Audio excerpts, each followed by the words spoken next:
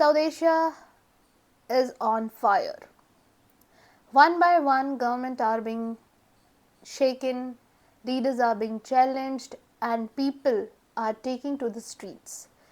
For example, we saw Bangladesh, we saw Sri Lanka, now Nepal. And when we look at the map, all of them are India's neighbor or friends.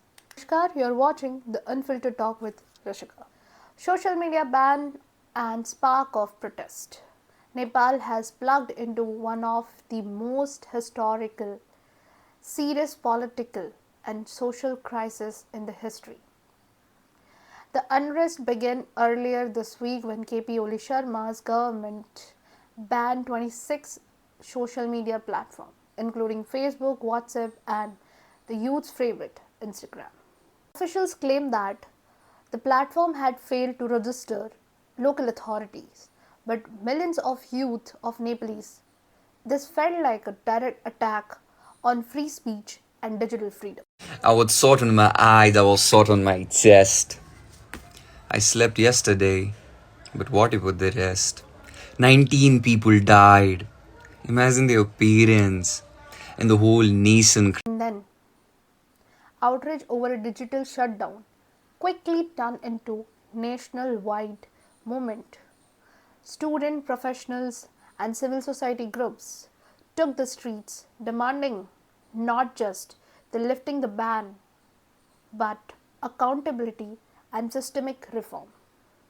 Historical political instability. Political instabilities has been always Nepal's story. After the monarchy was abolished in 2028, the country became republic, but the cycle of unstable governments never stopped. In the last 16 years, Nepal has seen over 13 prime ministers come and go. On average, leadership change every 1 to 2 years. Why does this matter? Because policies does not last.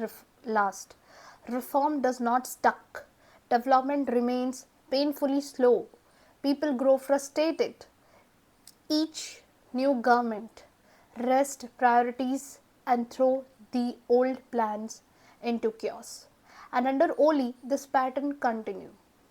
With the authoritarian tendencies dissolved, parliaments and disregard for the public opinion during the crisis like a but in this protest you must be heard two words, two hashtags which were trending: Nepo babies and Nepo kids, corruption, hashtag nepotism and Nepo kids. The youth are angry and their anger has a name, hashtag Nepo kids. This term refers to the children of powerful families, many in governments, who flaunt luxury cars, designer bags, and holidays in abroad, all while ordinary citizens struggle for their job, education, or basically you can say the basic securities. Yograj Lamichan, assistant professor at the Pokhara University, said the anger over Nepo kids reflect deep public frustration. Leaders who once lived modestly now flaunt their luxury lives. Trip to abroad, their children's posted wearing expensive watches, clothes, trip to foreigns. It's a symbol of a system that rewards loyalty over competition, wealth over work, and silence over truth. The youth feel their future is stolen by the ruling elite and they prioritize family privilege over the national progress.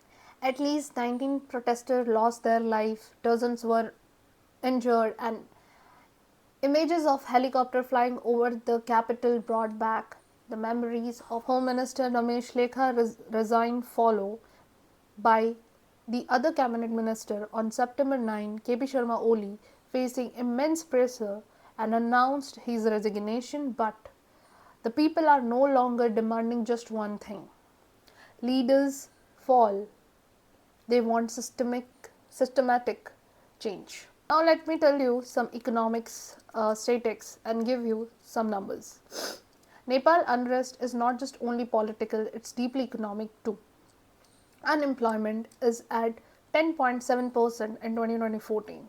The human capital index is just 0.51. Factor in unemployment and the effective potential of young Nepali drops just 18%. Nepal's economy is fragile. It's rely heavily on aid, including a $369 million extended credit facility from the IMF. Growth of 2025 is projected just above 4%, well below the potential. Poor of the capital project, weak banks, global trade tensions, and chronic political instability threaten even this modest growth.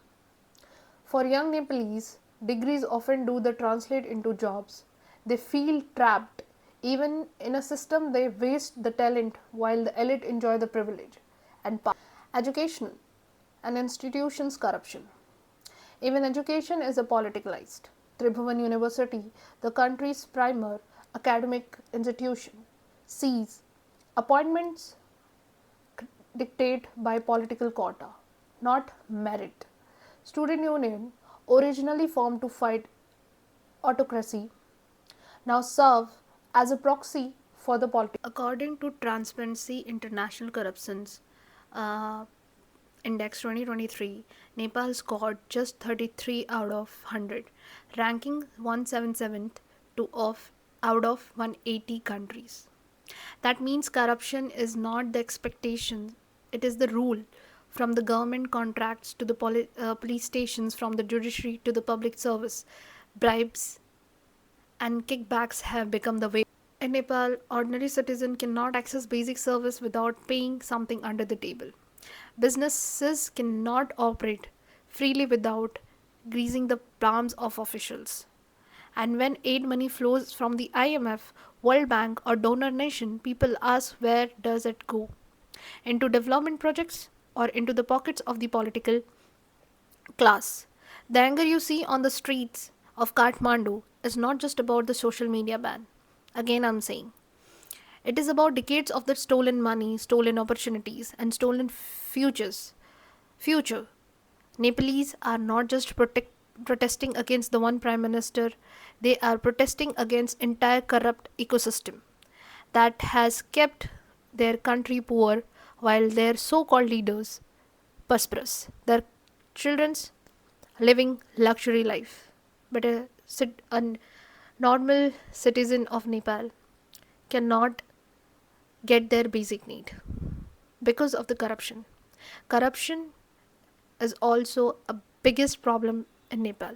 Now see uh, from eyes of geopolitics, China, US and external influence. There is also a geopolitical dimension. KP Oli Sharma was seen as a pro-China.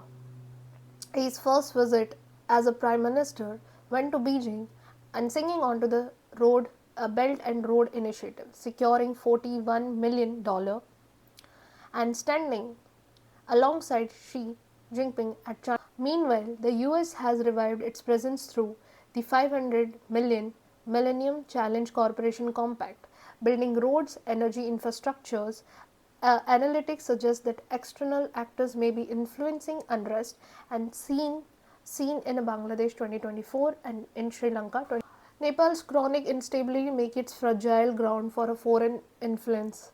The timing of protest, just week before Oli's expected visit to India, raise further question. Are these protests purely organic or in Nepal becoming chessboard of US-China rivalry? This is a huge question I'm asking you. Before I end this video, again I'm asking the same question. Is Nepal become a chessboard of US versus China rivalry? Think about it. Comment below.